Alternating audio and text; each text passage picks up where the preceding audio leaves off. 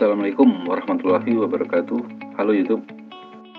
Sahabat-sahabat harmonis sekalian, di video kali ini kita akan menyaksikan video debat antara Syekh Ali Al-Jufri dengan Syekh Muhammad An-Nujaimi dalam sebuah acara stasiun televisi di Timur Tengah yang membahas tentang at-tawaf bil kubur atau tawaf itu artinya mengelilingi, mengitari kuburan. Bagaimana keseruan debatnya? Kita akan saksikan sama-sama dan di akhir video nanti saya akan memberikan sedikit kesimpulan. Oke?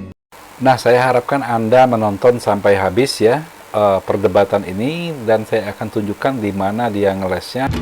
أحييكم مشاهدينا وأرحب مرة أخرى بضيفي فضيلة الشيخ علي الجفري. الآن مشاهدينا فقرة أنت وهو.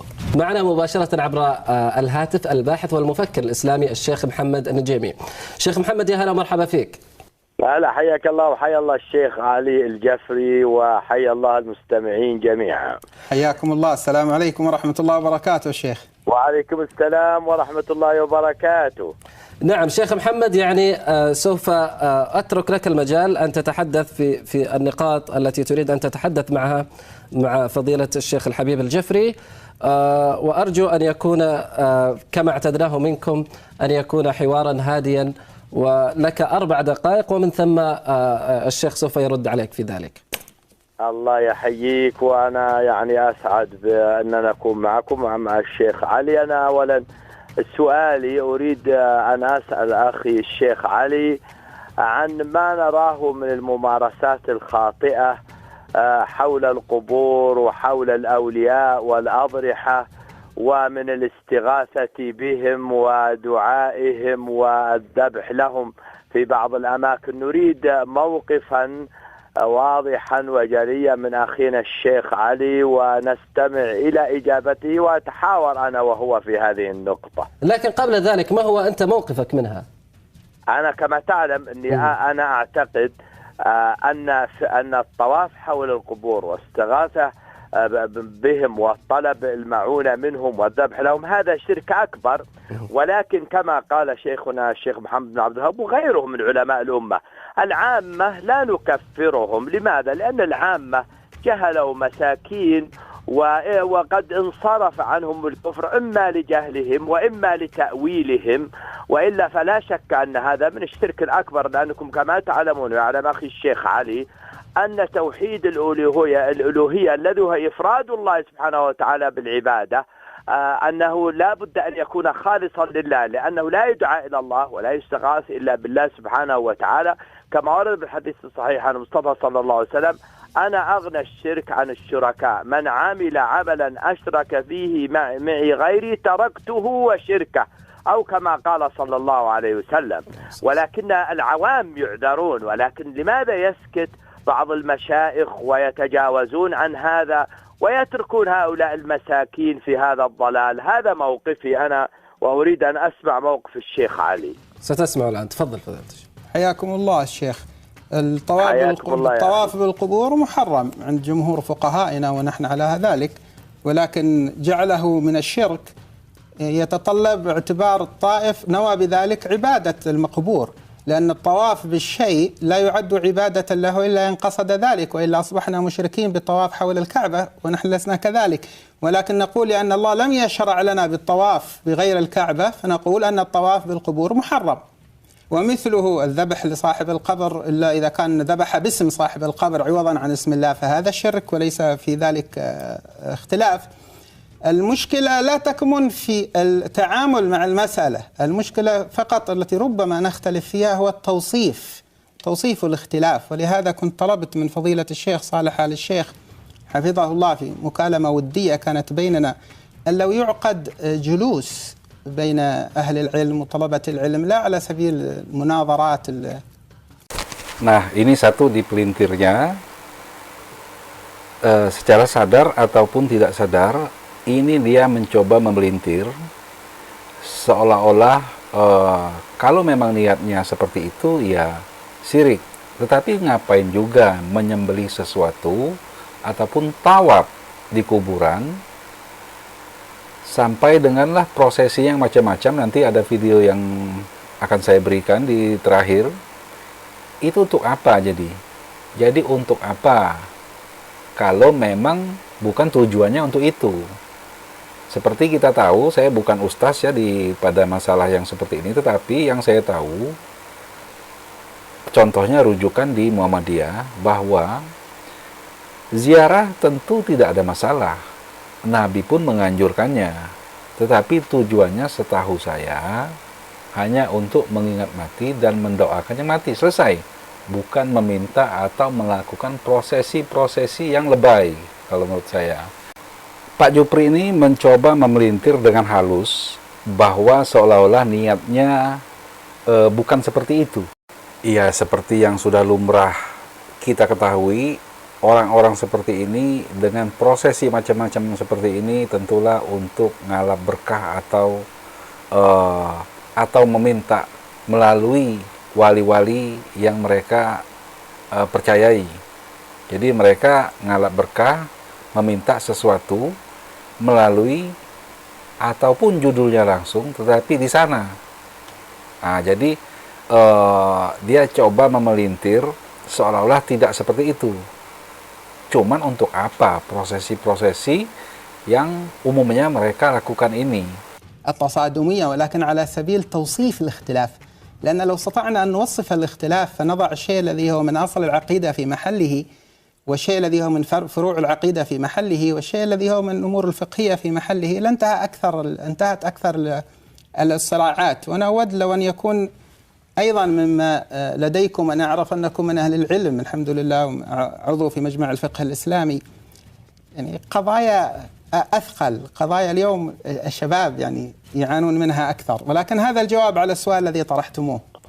شيخ علي، يعني أنتم قلتم وإلا يعني لو كان الطواف بالقبور شركا لكان طوافنا بالكعبة شركا.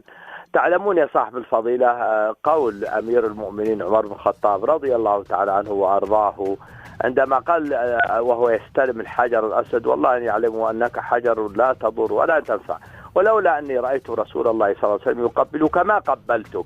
يعني أن نحن متعبدون بالطواف بالكعبة قولا واحدا، وكذلك استلام الحجر الأسود. العبادات كما يعلم فضيلتكم هي توقيفية، ونحن لا نقول يا شيخ علي لأن هذه عبادة، يعني الطواف عبادة والذبح عبادة كما تعلمون. الرسول صلى الله عليه وسلم يقول والدعاء عبادة، الدعاء مخ العبادة، أو كما قال صلى الله عليه وسلم قبل على الرسول صلى الله عليه وسلم: من ذبح لغير الله. بل إن ينبغي أن نكون يا صاحب الفضيلة واضحين لهؤلاء الجماهير أن هذا الفعل هو شرك، لا شك في أنه شرك، ولكن كما قال مشايخنا وكما هو في أنا أعتقده وأدين الله به أن العوام، لا يمكنني أن أقول أن هؤلاء العوام قد كفروا بفعلهم لأنهم جهلاء ولأنهم يعني قد وقعوا في جهل عظيم، ونحن نعذرهم بجهلهم. وأنتم تعلمون الحديث الصحيح الصريح للرجل الذي قال لأولاده: إذا مت فأحرقوني ثم ذروا رمادي في البحر في يوم شديد الريح. فلكن الله غفر له لأنه كان جاهلا ولم يكن جاحدا ولم يكن يقصد بذلك العناد. أما أن نقول أن هذا مجرد حرام فقط فلا أعتقد أن هذا صوابا يا صاحب الفضيلة، لأن هذا الفعل عبادة، والمسلمون جميعا اتفقوا من مختلف مذاهبهم.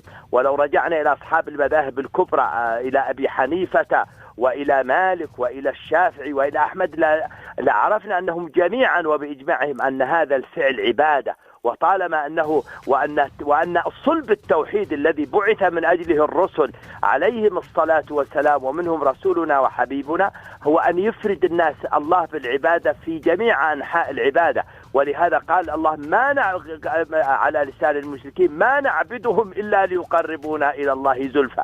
يعني وضحت فكرتك شيخ محمد. نعم. وضحت فكرة. خلينا لا زلت لم أسمع من فضيلتكم ما يثبت أن الطواف عبادة، ولم أقل مجرد، قلت هو حرام، فليس في كلامي نوع من الالتفاف فضيلتكم.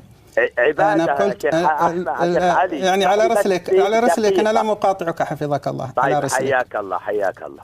الفقير صرحت بشكل واضح أن الطواف حول القبور محرم.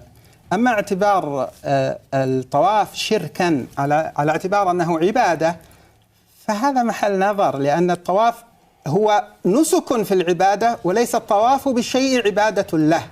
وقد ذكرت ما أشرتم إليه من أن الكعبة يعني ندبنا وأحيانا يجب علينا الطواف بها كمثل طواف الإفاضة فيما يتعلق بالحج ركن.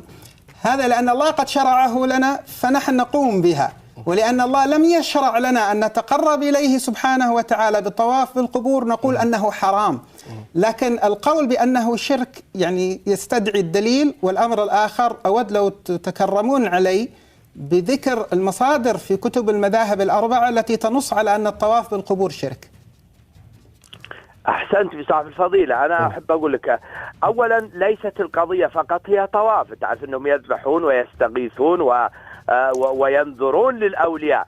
وأما ماذا فكل كتب العقيدة، يعني لو كانت أمامي الكتب ولو كان بيني وبين فضيلتكم لقاء مسبق حول هذه النقطة لذكرت لك نصوصا من كتب التوحيد في جميع المذاهب الإسلامية أن الطواف فعلا عبادة. وإلا ما معنى قول عمر رضي الله تعالى عنه وهو يستلم الحجر الأسود: والله أني أعلم أنك حجر لا تضر ولا تنفع، ولولا أني رأيت رسول الله صلى الله عليه وسلم يقبلك ما قبلتك. إذا هذه عبادة يا صاحب الفضيلة. هذا عبادة وتوحيد في آن واحد. شيخنا سامحني بس أنا يعني أنت فقيه وأريد تحرير المناط وتحقيق المناط في هذه المسألة. أنا لم أخالفك في أن العبادة لا تصرف إلا لله وإلا لن أكون مسلما. كلامي بشكل محدد ودقيق: الطواف حول الشيء هل هو عبادة للشيء أو لا؟ Nah, pada bagian ini saya melihat Pak Jupri ini mencoba memberikan analogi, tapi menurut saya ini tidak sepadan dan murahan sekali. Karena dianya memberikan pertanyaan apakah mengelilingi sesuatu, seperti pada reviewer pada channel resminya ini yang saya dapat videonya ini juga mengatakan seperti mengelilingi mobil misalnya. Saya kira jika bahkan bukan mobil, menurut saya kalau uang saya kececeran di kuburan lalu saya mencari uang tersebut dan mengitari mengelilingi kuburan, tentu saya niatnya mencari uang saya yang jatuh. Saya kira anak saya yang paling kecil pun sangat bisa membedakan ini. Ya, Pak Jupri ini mencoba memelintir dengan memberikan analogi yang murahan ya, dan tidak sepadan. Sehingga seolah-olah dia melemparkan pertanyaan itu bagi orang awam, ya betul ya. Apakah mengelilingi sesuatu itu ibadah? Lalu untuk apa? Jadi di kuburan itu untuk apa dengan prosesi macam-macam itu yang akan kita lampirkan nanti. Jadi menurut saya akalnya masih belum pintar, hanya melemparkan pertanyaan murahan seperti ini. أجب يا شيخ محمد. نعم، أنا جوابي وأنا أقول لصاحب الفضيلة: وإلا لماذا الرسول صلى الله عليه وسلم لما جاء في مكة صلى الله عليه وسلم حطم القبور ومنعهم من أن يطوفوا الأصنام ومنعهم من أن يطوفوا بها؟ هذه يا صاحب الفضيلة انفرد المسلمون بشيء واحد وهو الطواف حول الكعبة، ولذلك ليس عندنا طواف في الإسلام إلا حول الكعبة. هذا لا خلاف عليه سيدي حفظك الله. يعني ليس مناط الاختلاف فيما بيني وبينك. سيدي ليس محل الاختلاف الجواز من عدمه. كلنا متفقون على عدم جواز الطواف. أنت تقول حرام وأنا أقول حرام. هو نعم شيخ محمد، يبدو لي أن الخلاف يعني الشيخ الجفري يرى بأن الطواف حول القبور هي يعني حرام، أما أنت فترى بأنها عبادة. ويبدو لي أنه مطالبتك بمؤتمر أو بندوة لتوصيف هذا نعم. شيء مطلوب. شيخ محمد، قبل أن تغادرنا هل هنالك نقطة أخيرة تريد أن تثيرها؟ أنا والله شيخ عشان الوقت ضيق مع الشيخ، أنا ما أدري، لم أعلم. خلوها مبادرة لقاء إن شاء الله بينكم. الفقير أريد أن أتشرف باللقاء بكم فضيلة الشيخ محمد. أنا مستعد وجواري عند الشيخ.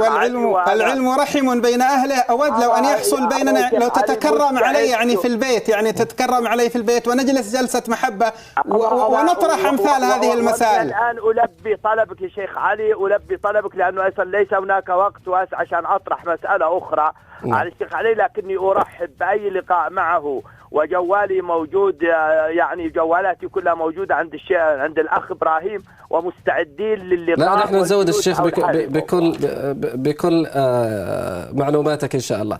أشكرك جزيل الشكر الشيخ محمد النجيمي، شكرا جزيلا على هذه المداخلة، يعني كانت مداخلة.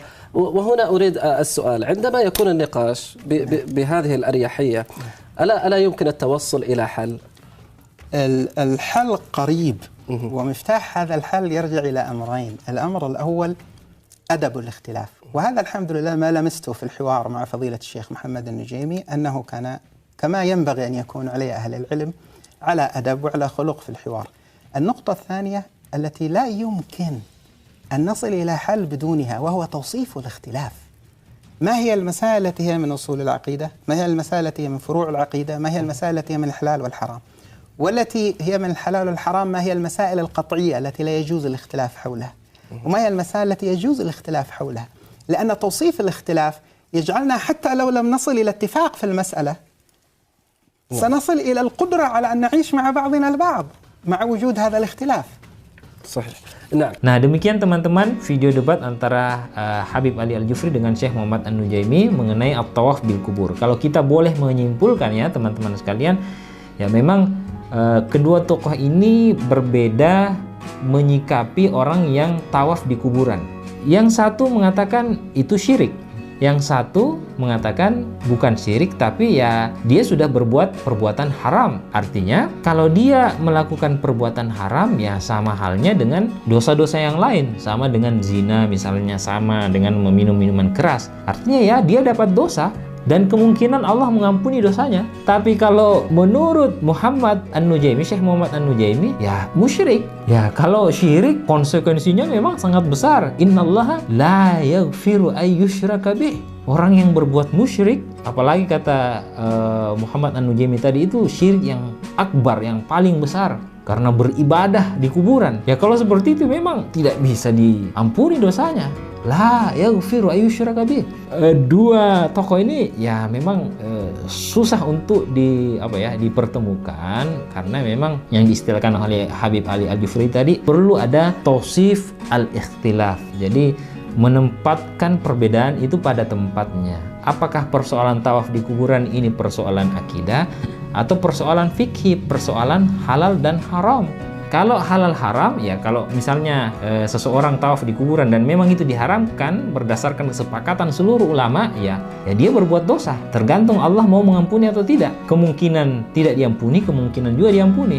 Tapi kalau disifati dengan sifat musyrik, syirik, maka ini tidak bisa diampuni dosanya. Sehingga Habib Ali Al-Jufri juga tadi menanyakan kepada Syekh Muhammad An-Nujaimi, apakah orang yang mengitari tawaf, jadi tawaf itu artinya mengelilingi ya, mengitari sesuatu berarti dia beribadah kepada sesuatu tersebut. Nah, sama seperti misalnya saya mengelilingi mobil. Apakah ketika saya mengelilingi mobil, saya putar-putar, apakah berarti saya beribadah kepada mobil? Nah, menurut Habib Ali Al-Jufri, bukan berarti orang yang mengelilingi mobil atau mengelilingi sesuatu berarti dia beribadah kepadanya. Nah, ini yang saya maksudkan nggak level banget. Jika Pak Jufri ini memberikan pertanyaan balik seperti ini, karena seperti merendahkan akal pikiran orang lain. Ya enggak lah seperti itu dalam analoginya, karena sangat tidak sebanding. Bahkan saya tadi berikan contoh, saya mengitari kuburan karena duit saya terjatuh. Dia melemparkan pertanyaan tawaf dengan kejadian sehari-hari, jadi seolah-olah seperti itu. Ya kalau sehari-hari kan tidak ada konsep ibadahnya, nggak ada. Seperti saya tawaf di kuburan karena uang saya jatuh. Dia mencoba mengaburkan. Kalau menurut saya dia justru merendahkan orang lain, atau dia akalnya yang memang nggak sampai. Akalnya Pak Jufri ini yang nggak sampai.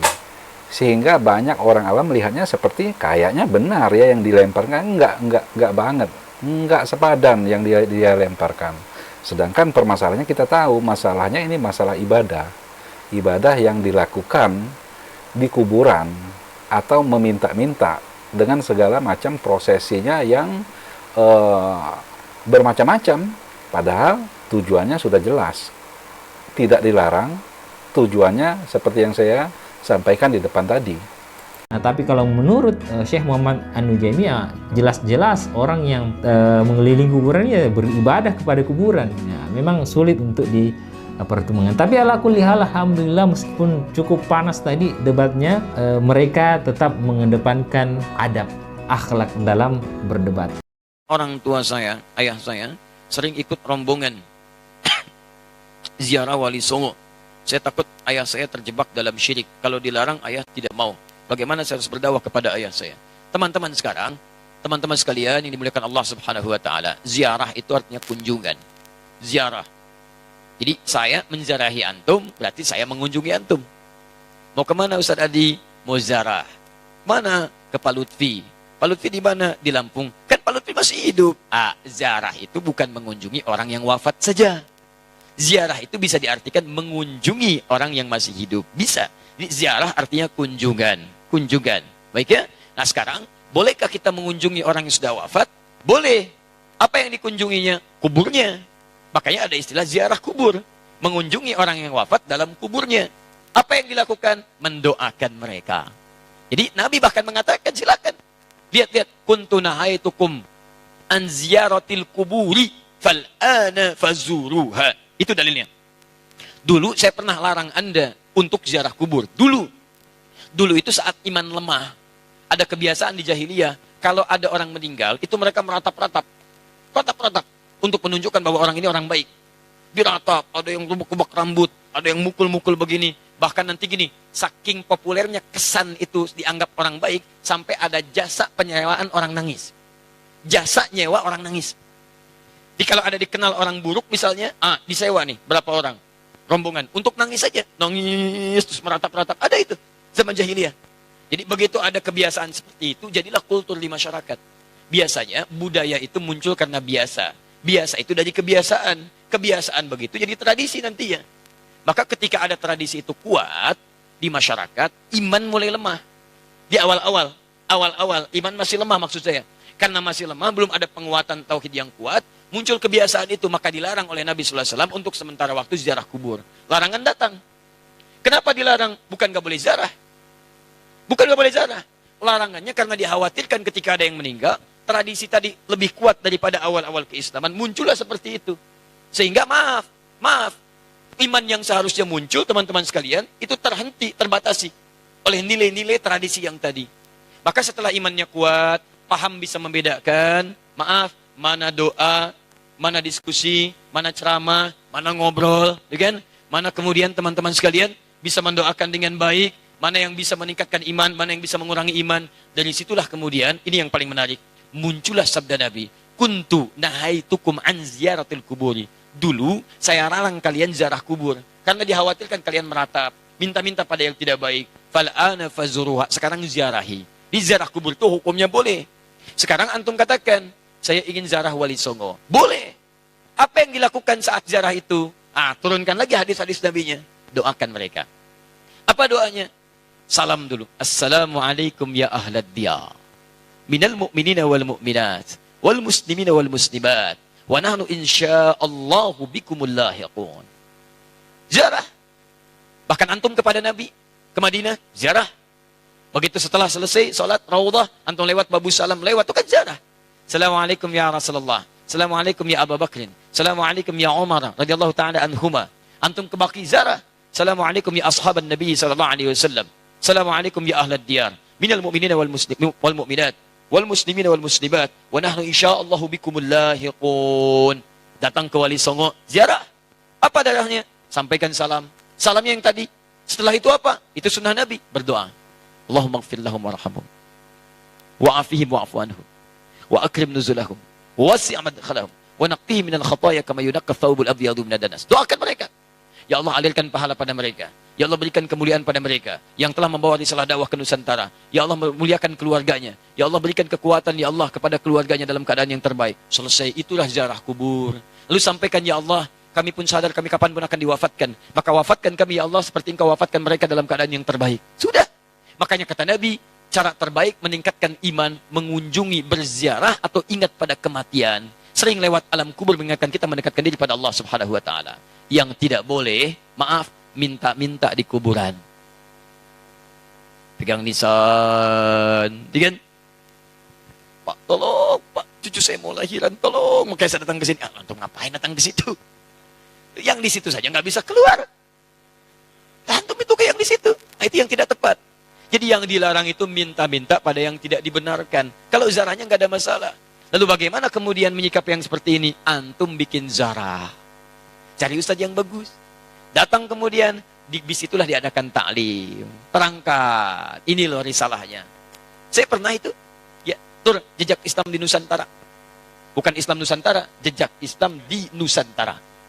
Beda antara Islam Nusantara dengan jejak Islam di Nusantara. Kami susuri Pak, sampai ke Aceh Pak. Aceh, dari Aceh. Kami kunjungi makam Syekh Abdul Rauf As-Singkili. Datang. Itu saya terangkan taklim dulu. Syekh Abdul Rauf itu masuknya ke Aceh seperti ini. Kemudian menyampaikan begini, risalah Islamnya begini. Setelah itu kita datang. Mana buktinya beliau ada? Kita kunjungi. Sampai ke tempat makamnya dari hanya kuburannya. Masuk ke situ kita berdoa. Saya pimpin doanya. Begini cara berdoanya. Sampaikan begini, begini, begini. Sudah, ayo kita pulang. Saya sampai ke Lasem. Untuk menelusuri jejak Islam di Nusantara ke arah wilayah Jawa Tengah sampai ke Jawa Timur. Nah, ujung Jawa Tengah ke Lasem, saya tunjukkan. Ini dulu ada Sunan Bonang di sini. Teman-teman sekalian, nama aslinya ini. Asalnya begini, ininya begini. Dari mana taunya? Apakah itu fiktif? Ayo kita lihat. Susuri tempatnya. Ini tempat beliau. Ini tempat awal merapatnya. Ini tempat keluarganya. Ini pas sujudannya. Sampai saya hitung berapa anak tangga sampai ke atasnya. Yang merawat tempatnya itu sampai ke sujudannya. Yang merawatnya namanya Pak Abdul Halim. Begitu antum naik sampai ke atas, sebelah kiri. Di situ antum temukan nanti yang pegang kuncinya Pak Abdul Halim. Ketika bertemu dengan beliau, indah sekali. Pak, ini bukan makam ya. Bukan makam. Makamnya itu bukan yang di sini. Ini cuma pas sujudannya. Pas sujudan itu tempat beliau kemudian memetakan wilayah. Berdoa kepada Allah. Minta diberikan kekuatan. Bersujud di situ. Sholat menghadap ke arah kiblat. Seperti Nabi naik ke Gua Hira.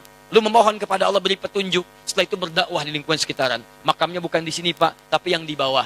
Disamarkan makamnya supaya tidak ada yang mengkultuskannya. Indah keterangannya. Saya ajak jamaah untuk mendengarkan itu semua. Tuh, kan? Sering tertipu kita. Makanya ditutup tuh pas sujudannya juga supaya tidak ada yang mengkultuskan itu. Cuman lihat ke situ, baik, terangkan. Kalau sudah seperti itu enak taklim kitanya. Di sejarahnya paham, ada tokohnya, ada bekasnya, kemudian kita mendoakan, setelah itu kita pulang. Selesai.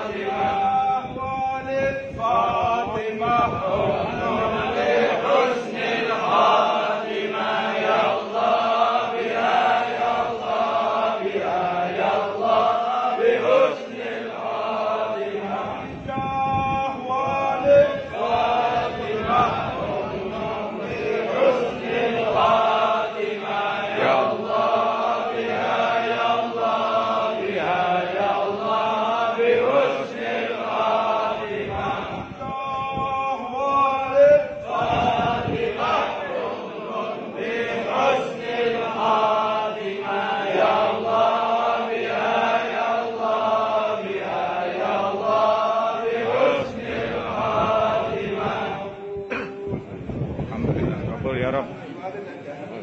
Amin.